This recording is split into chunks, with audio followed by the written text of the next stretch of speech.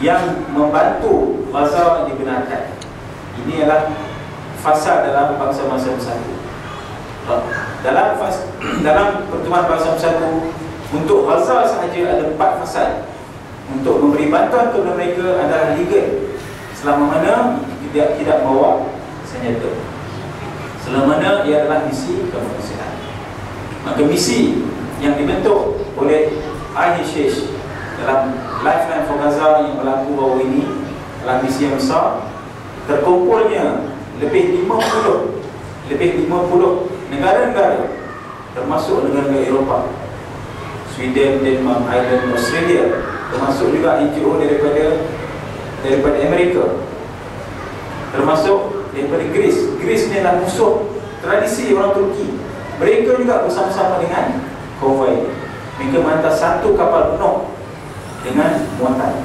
Mereka juga lebih kurang menghantar kapal yang berasingan lebih kurang 20 orang.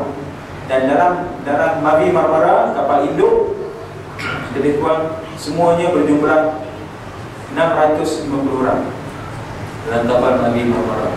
Dalam kapal Mavi Marmara tu ada Muslim, non-Muslim, ada Yahudi, ada Kristian, ada etis. Ada di situ juga MP lebih kurang 25 orang member parlimen dari seluruh dunia. Terdapat orang tua sehingga berumur 86 tahun. Kalaulah misi itu misi untuk berperang, maka saya tak menghantar orang setua itu kan. Dan anak kecil sehingga berumur 2,5 bulan. Di situ terdapat ulama-ulama, terdapat seorang ketua padri bishop daripada Itali yang telah dihukum. Asalnya dia adalah orang Palestin, padri Palestin yang telah dihukum oleh rejim komunis, oleh rejim Yahudi juga, penjara selama 100 tahun lebih. Dan dia dalam lingkungan nama-nama yang jika masuk ke dalam Palestin akan ditangkap semula. Inilah orang-orang yang bersama-sama kami, termasuklah beberapa mereka yang aktivis NGO seluruh negara. Dan Haluan merupakan NGO yang diberi tugas untuk bersama-sama dengan komiti NGO lain di Malaysia. Di Malaysia ada Haluan Malaysia, Jim, Base, Aksa Sharif, Muslim Care, Mawadah, Pemuda Masjid, dan banyak dari NGO yang telah bersama-sama membentuk LL4G bersama-sama untuk menjayakan konvoi ini. Konvoi ini bertolak daripada Turki kita pergi daripada Istanbul, kapal Mavi Marmara bertolak daripada Istanbul ke Antakya, lebih kurang 2 hari perjalanan. Di Antakya kami menunggu beberapa proses konvoi-konvoi yang akan keluar daripada Greece, daripada Switzerland dan Ireland. Mereka ini bersama-sama kita bergerak dan berkumpul di kawasan sekitar perairan Cyprus. Perairan Cyprus ke arah perairan Gaza lebih kurang dalam 15 jam. Kami berada di sana dan menunggu dengan beberapa technical dan technical arrangement. Akhirnya selepas 5 hari, 6 hari kami berada di sekitar berdepan dengan perairan Gaza. Tuan-tuan dan puan-puan sekalian, waktu pukul 11 malam itu kami berada di sekitar 200 batu nautika daripada perairan Gaza. 200 batu nautika jauh, dan kami perlu berjalan lebih kurang dalam 6 jam ataupun 10 jam lagi untuk sampai ke kawasan perairan antarabangsa berhadapan dengan perairan Gaza. Pihak Israel telah mengisytihar dalam mengikut undang-undang antarabangsa, perairan tempatan adalah 20 batu nautika daripada pantai. Israel telah melipatkan menjadikan kawasan militerinya 63 batu nautika, 3 kali lipat daripada kawasan sebenar. Dan kami berada pada waktu subuh lebih kurang pukul 4.30 pagi, kami berada di kurang 73 batu nautika daripada kawasan yang diisytiharkan sebagai kawasan. Itulah kawasan luar, di mana waktu gelap gelita dengan izin Allah SWT, mungkin saya rasa pihak Zionis, pihak komando nak menyerang kami ketika solat subuh, waktu yang paling mudah untuk mereka menyerang. Namun alhamdulillah bagi kami rasa satu benda yang cukup bernilai, sebab ketika itu kami mempersiapkan diri dengan wuduk, yang solatnya. Selesai solat, masing-masing satu peristiwa yang saya nak bawa. Waktu solat ni pun, kalaulah kami ni teroris ataupun datang nak menimbulkan kekacauan, perpecahan ataupun kegawatan kepada Zionis dalam bentuk kekerasan, memang kita pun nak menimbulkan kekacauan kan. Kami datang tu memang nak merosakkan.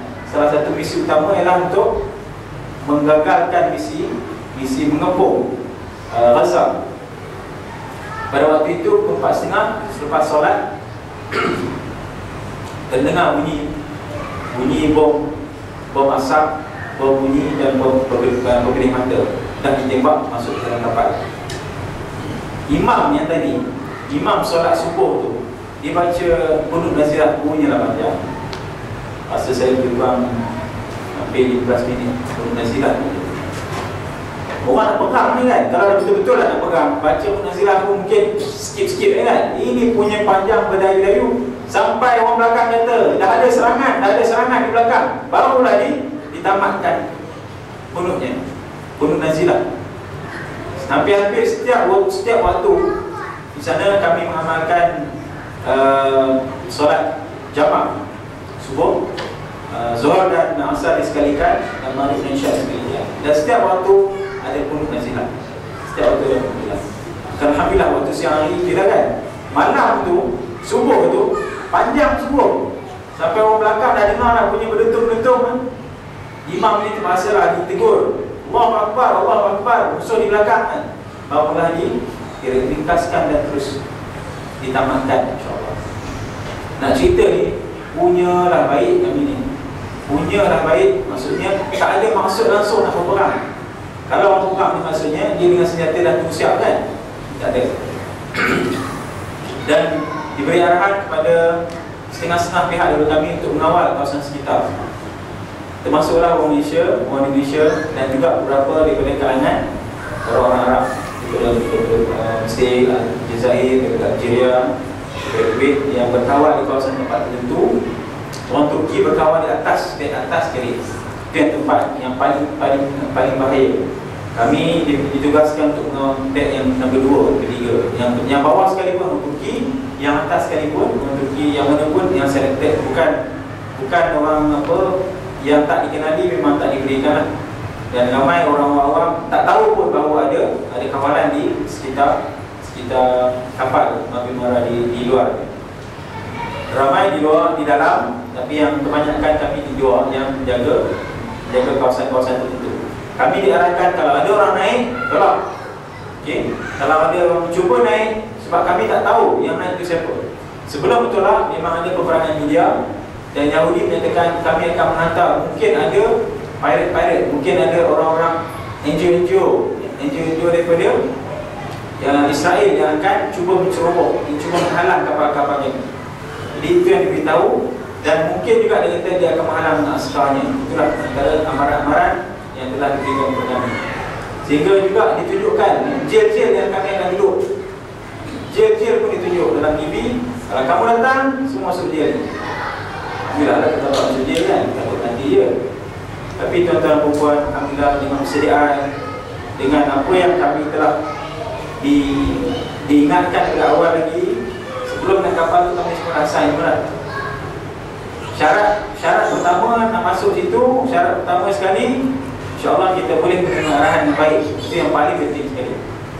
Sebab dalam kapal tu mungkin akan timbul beberapa provokasi, seperti yang telah berlaku sebelum ini di LLPG ataupun Viva Presiden ketiga, di mana kalau tuan-tuan perempuan ingat, dalam Viva Presiden ketiga pergerakan lebih 150 kenderaan daripada Eropah masuk di Turki, dari Turki mereka masuk di Syria dan terus ke Mesir dan akhirnya masuk ke Rafah. Di Rafah daripada Al-Arish nak masuk Arafah, nak masuk ke Rafah. Pintu Rafah ni pintu yang menutup. Pintu yang menutup Gaza yang saya sebut tadi, Gaza yang ditutupi oleh tebing-tebing tinggi, tembok-tembok batu yang setinggi 30 meter. Menjadi penjara yang terbesar di dunia. Rafah telah dilupai oleh manusia, dilupai oleh masyarakat, sehingga mereka berada di sana selama 4,5 tahun tanpa mendapat pembelaan yang sebenarnya. Pintu Rafah ni adalah salah satu pintu yang dikuasai ataupun dijaga oleh Mesir. Ada 6 pintu lagi yang dijaga oleh Israel, oleh Zionis Israel. Cuma melalui pintu Rafah lah kita cuba masuk dalam wilayah Palestin yang ketiga. Di situ berlaku provokasi sehingga berlaku pencetusan paling batu dan ancaman-ancaman sehingga akhirnya ramai yang luka, tercedera teruk. Ada yang terpaksa dibawa dan dibawa ke hospital. Pertemuan ini berlaku antara orang Islam dengan orang Islam. Cantik yang dia ajak kan. Pertemuan ini berlaku antara orang Islam ataupun mereka yang buat misi bantuan kemanusiaan dengan pihak Mesir yang tak mengampun. Maka selepas rombongan ini masuk ke dalam Rafah, pada minggu itu juga mereka mengambil keputusan konvoi yang lebih besar akan dihantar kemudiannya dalam masa 3 bulan.